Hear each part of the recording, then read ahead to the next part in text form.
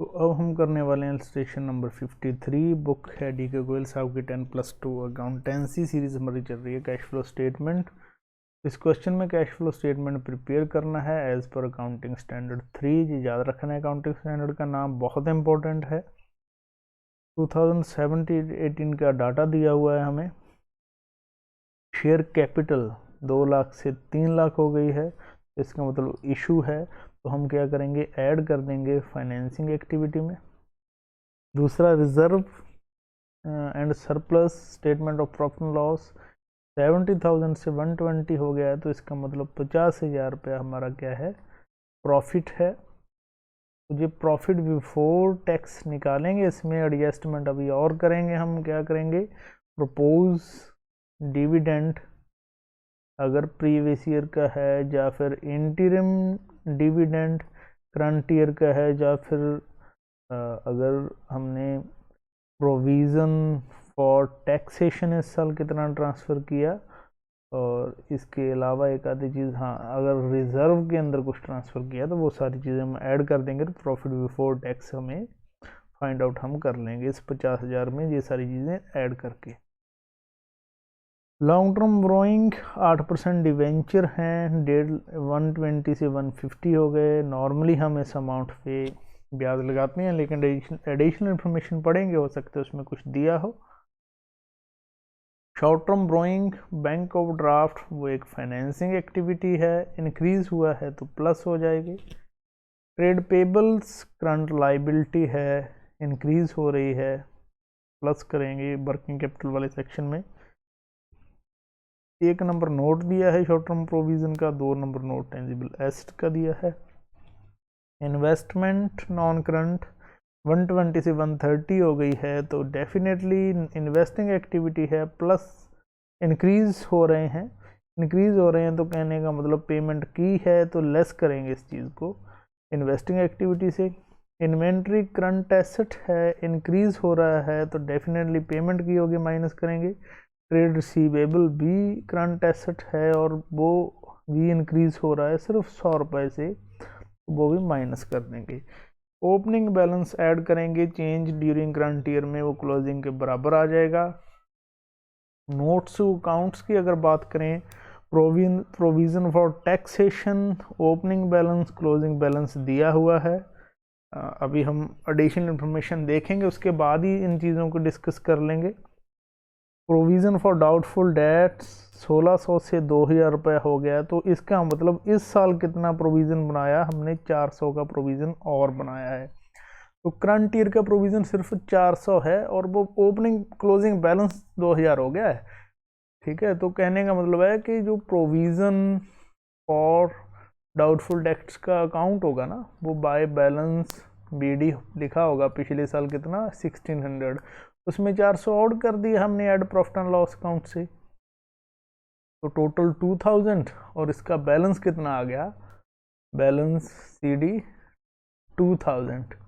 तो अब देखो, ये 1600 ओपनिंग बैलेंस है, 2000 क्लोजिंग बैलेंस है, ये जो दिए हुए हैं 1600 और 2000, लेकिन इस साल तो सिर्फ 400 ही बना ना, तो ये 400 रुपये का इफेक्ट आएगा क्वेश्चन पे, ना ही तो 1600 का आने वाला है, ना ही 2000 का आने वाला है।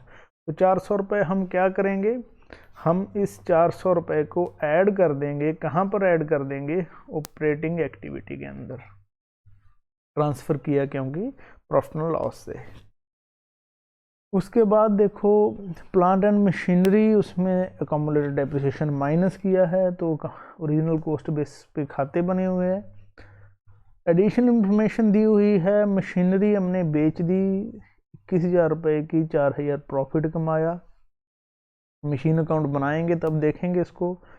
कंपनी ने 3,000 रुपया डेप्रिसिएशन भी चार्ज किया है इस साल प्लांट एंड मशीनरी के ऊपर। न्यू डिवेंचर 31 मार्च 2018 को 10% डिस्काउंट पे इशू किए हैं। ये इम्पोर्टेंट पॉइंट है बहुत ही। देखो, पिछले पेज पे चलते हैं हम। डिवेंचर्स कितने के थे, कितने इशू किए, 30,000 रुपये, क्लियर। लेकिन क्या 30,000 रुपये तो सिर्फ इसकी फेस वैल्यू है, क्या 30,000 रुपये आया होगा, बिल्कुल नहीं आया होगा, क्योंकि इसमें से लेस हम क्या करेंगे, डिस्काउंट सॉरी डिस्काउंट है कितनी 5%, 10%। तो 10% का मतलब 3,000 रुपये डिस्काउंट हो गया।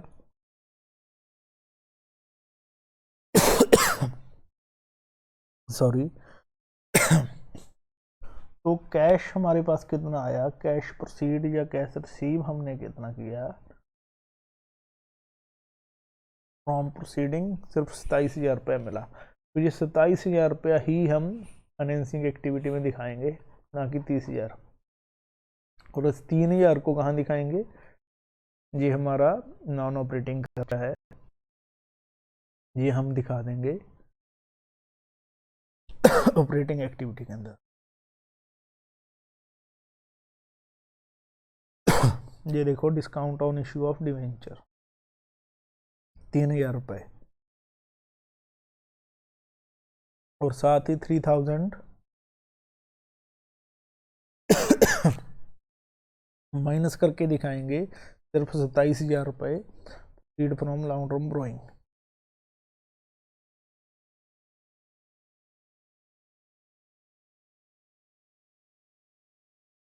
सॉरी थोड़ी खांसी ज़्यादा हो गई थी इसलिए पॉज करना पड़ा बीच में वीडियो। तो आगे प्रोसीड फ्रॉम सॉरी जिस 27 हमने देख लिया डिवेंचर्स का, 30,000 की बजाय कितनी पैसा आया, सिर्फ 27,000 रुपया ही दिखाएंगे हम। वापस चलते हैं स्टेटमेंट पर।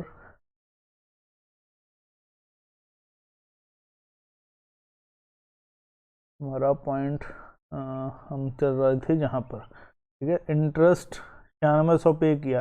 अब देखो हमें खुद कैलकुलेशन करने की ज़रूरत नहीं है, डायरेक्टली दे दिया 9600 9600 पेमेंट, तो डायरेक्टली हम 9600 पेमेंट दिखा देंगे। तो ये 9600 एक बार तो हम ऐड कर देंगे इसको नॉन ऑपरेटिंग एक्टिविटी के कारण, ठीक है, इंटरेस्ट ऑन डिवेंचर, और दूसरी बार इसकी पेमेंट कहाँ फाइनेंसिंग एक्टिविटी में दिखा देंगे। जी सर नॉर्मल से पॉइंट हैं ये तो। और प्रपोज डिविडेंड इस साल 25% है और प्रीवियस ईयर का 30% है। तो पहली बात तो करंट ईयर का तो कोई इफेक्ट ही नहीं आने वाला, इसको तो हम छोड़ ही देते हैं। प्रीवियस ईयर का हम पेमेंट दिखाते हैं कहाँ पर, फाइनेंसिंग एक्टिविटी के अंदर, और दूसरा हम इसको ऐड करते हैं कहाँ, प्रॉफिट बिफोर टैक्स निकालते हुए।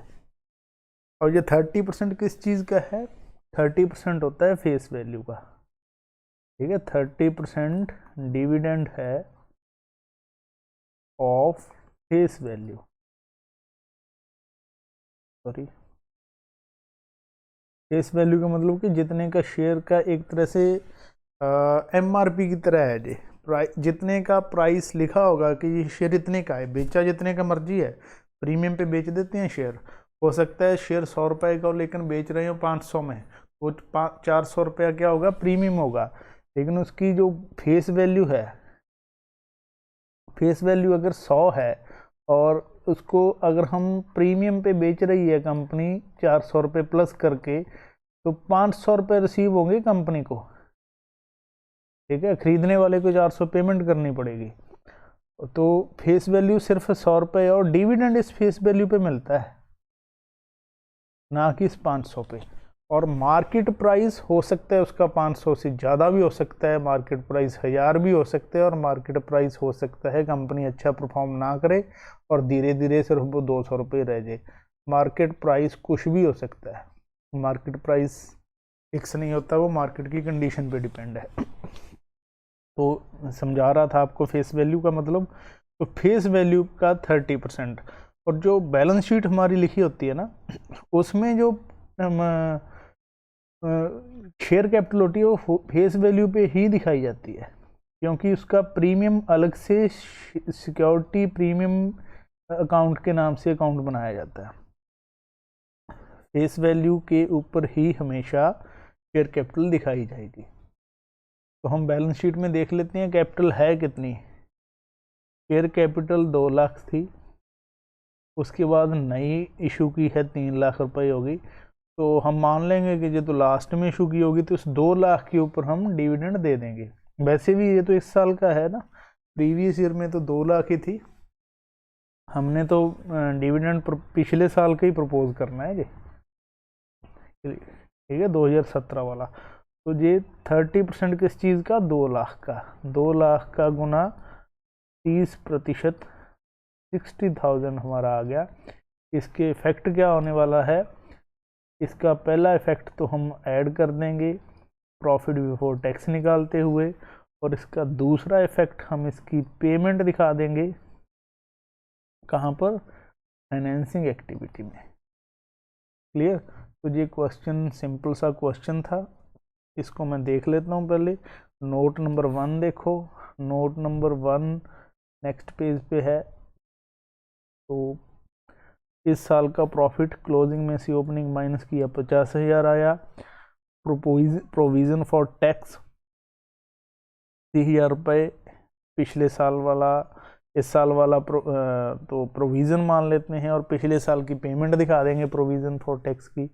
प्रपोज डिविडेंड हमने अभी अभी कैलकुलेट किया 30% फेस वैल्यू का, जो कि पिछले साल वाली कैपिटल थी। प्लांट एंड मशीनरी अकाउंट हम बना लेंगे, ओपनिंग बैलेंस दिया हुआ है, क्लोजिंग बैलेंस दिया है।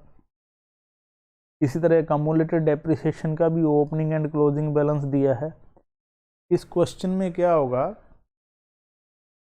करंट ईयर का डेप्रिसिएशन पहले हम जहाँ से बैलेंस फिगर से निकालते थे मोस्टली ये चीज़ें, ये इस साल कितना ट्रांसफ़र कर गया, लेकिन इस क्वेश्चन के अंदर दे रखा है ये 3000। ठीक है, ऊपर हम देख लेते हैं दोबारा ताकि आपको कोई कन्फ्यूज़न ना रहे कि ये कहाँ पर दिया हुआ है। डेप्रिसिएशन ये रहा 3000 depreciation on plant and machinery. Clear. और 21,000 रुपये में मशीनरी सेल की है, जिसके ऊपर 4,000 प्रॉफिट कमाया। ये इंफॉर्मेशन बेस बना के हम क्वेश्चन का ये करने वाले हैं अकाउंट को। तो 21,000 रुपये की सेल की है, वो हमने बाय बैंक लिख दी, और 4,000 रुपये इस पर प्रॉफिट था, वो हमने प्रॉफिट लिख दिया। क्लियर, ये लिखा। अब इस क्वेश्चन में क्या है, देखो ये 3000 क्वेश्चन के अंदर ही दे दिया, अदरवाइज हम इसको बैलेंस फिगर से निकालते थे, और ये जो आइटम थी ये हमें गिवन होती थी। इस क्वेश्चन में उल्टा है, ये 4200 नहीं दी हमें, कहीं भी नहीं दे रखी, ये मिसिंग है, और ये बैलेंस फिगर से निकाल लिया है। ठीक है, जब दोनों चीज़ों का टोटल करेंगे ना, तो इस साइड का टोटल तो 43,000 आ गया, लेकिन इसका टोटल सिर्फ 38,800 आया। बैलेंस बराबर करने के लिए हमने यहाँ 4200 लिख दिया। अब ये 4200 है क्या, ये हमने प्लांट एंड मशीनरी में ट्रांसफ़र किया, तो कहने का मतलब ये क्या है, ये अकम्युलेटेड डेप्रिसिएशन है, कौन सी मशीन पर, जो बेच दी उसके ऊपर, और उसको हम ट्रांसफ़र कर देते हैं यहाँ पर। तो ये 42 मैं जहाँ इसको लिख दिया। अब दोनों साइडें हमने मिलाई तो बैलेंस निकला 41,200, वो बैलेंस फिगर से हमें पता चला कि हमने परचेज की। क्लियर। तो इस पूरी एंट्रीज का इफेक्ट क्या होने वाला है, गेन को हम माइनस करेंगे ऑपरेटिंग एक्टिविटी में से, ये इन्वेस्टिंग एक्टिविटी है माइनस करेंगे, ये भी इन्वेस्टिंग एक्टिविटी है प्लस करेंगे। अकम्युलेटेड डेप्रिसिएशन सिर्फ अकाउंट बनाने के लिए यूज़ हुआ है, कोई इफेक्ट नहीं आने वाला इस 4200 का, क्योंकि सिर्फ ये एक पार्ट पर है जो बेचा हुआ। डेप्रिसिएशन सारी मशीन के ऊपर कितना लगाया, उस चीज़ को हम क्या करने वाले हैं, इस 3,000 रुपये को ऐड करेंगे ऑपरेटिंग एक्टिविटी में।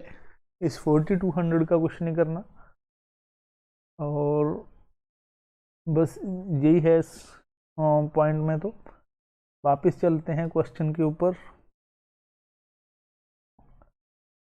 ठीक है, gain on sale of machinery less कर दी, उसके बाद वर्किंग कैपिटल वाली आइटम प्लस माइनस कर दी, टैक्स पे किया, और ऑपरेटिंग एक्टिविटी आ गया। ठीक है, प्लांट एंड मशीनरी के नोट्स लिख दिए सारे, सेल परचेज वगैरह, non current investment, share capital issue की है, short term borrowing, bank overdraft, सारी चीज़ें जी प्लस माइनस कर दी, प्रपोज डिविडेंड की पेमेंट दिखा दी, ओपनिंग बैलेंस ऐड किया, क्लोजिंग के बराबर आ गया।